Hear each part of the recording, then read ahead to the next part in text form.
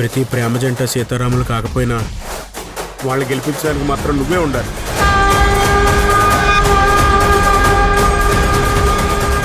ఇవే ఇవే జీవన తరంగాలు, ఇవే ఇవే జీవన తరంగాలు, జీవన తరంగాలు. ప్లీజ్ ఆదర్శ్, నన్ను అర్థం చేసుకో.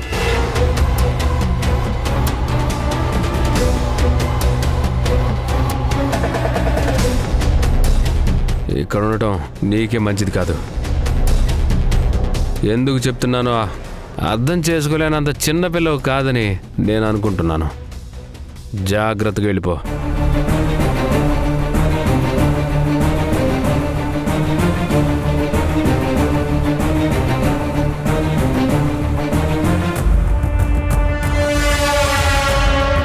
ఆగు.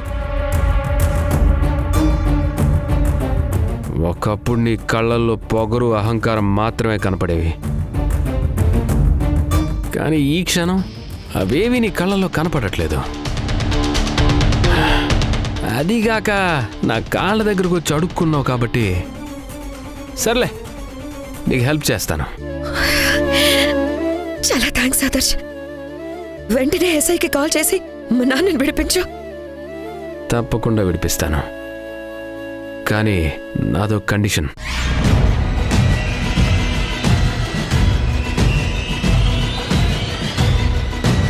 ఏంటది?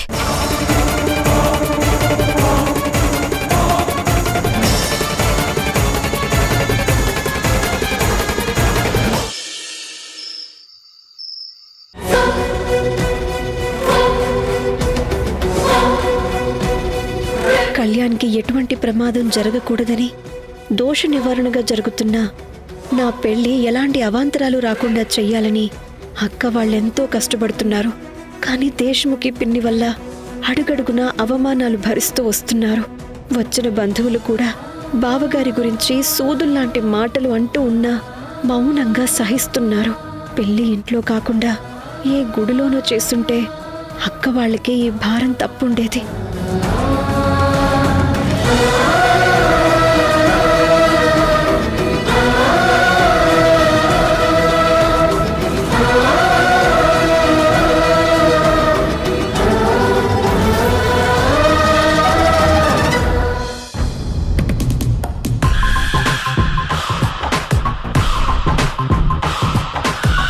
పెదాలపై చిరునవ్వు ఉండాల్సిన టైంలో కళ్ళల్లో బాధ ఉండేలా చేశాను. ఇక ముందు ఆ కళ్ళు కన్నీటి చెరువులవ్వాలని మనస్ఫూర్తిగా కోరుకుంటున్నాను దేవిక.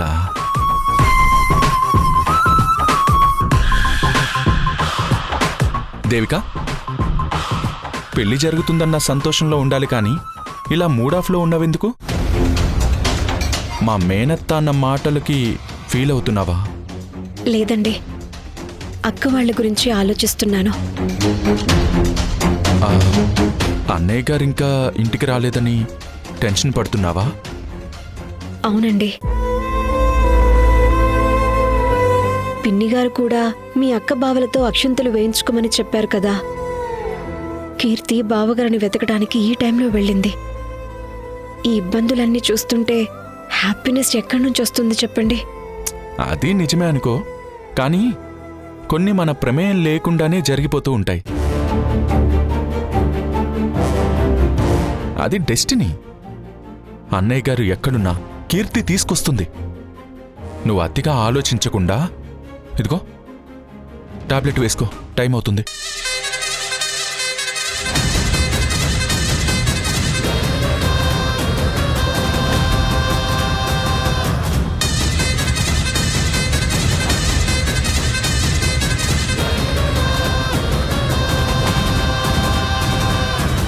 మా మోసి కరెక్ట్ పాయింట్ చూసి కొట్టింది. ఆ రాజశేఖర్ ఎక్కడ తాగి పడిపోయాడో ఎవ్వరికీ తెలీదు. ఆ తాగుబోతు ఎప్పుడింటికి రావాలి, ఎప్పుడు మా మీద అక్షింతలు వేయాలి. ఇంట్లో ఒక్కరికి కూడా పెళ్లి సంతోషం లేకుండా ఒక సస్పెన్స్ మూడ్ ఉండేలా వండర్ఫుల్గా చేసింది.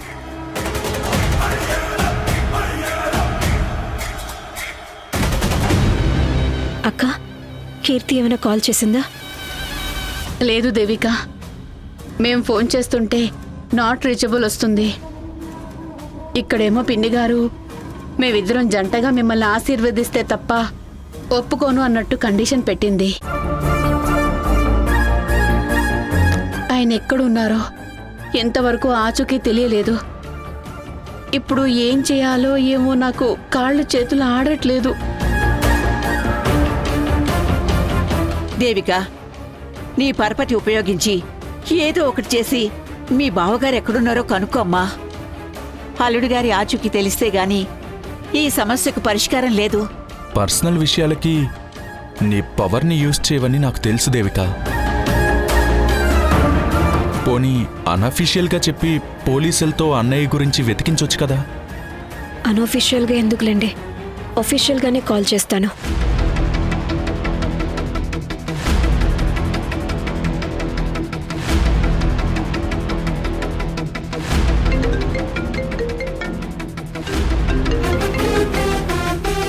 నమస్తే మేడం.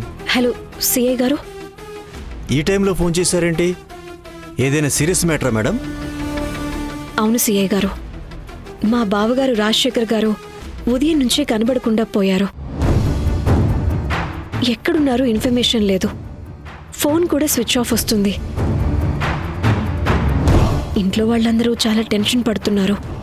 కొంచెం మీరు ఎంక్వైరీ చేస్తారని కాల్ చేశాను. నేను పక్కాగా ఎంక్వైరీ చేసి మీకు ఇన్ఫార్మ్ చేస్తాను మేడం. థ్యాంక్స్ అండి.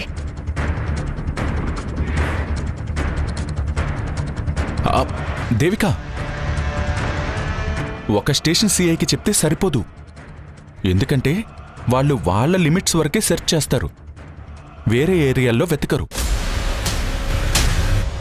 ఇంకో స్టేషన్కి కూడా నువ్వు కాల్ చేసి చెప్పడం బెటర్. అప్పుడు అన్నయ్య ఆచూకీ తెలియడానికి ఎక్కువ స్కోప్ ఉంటుంది.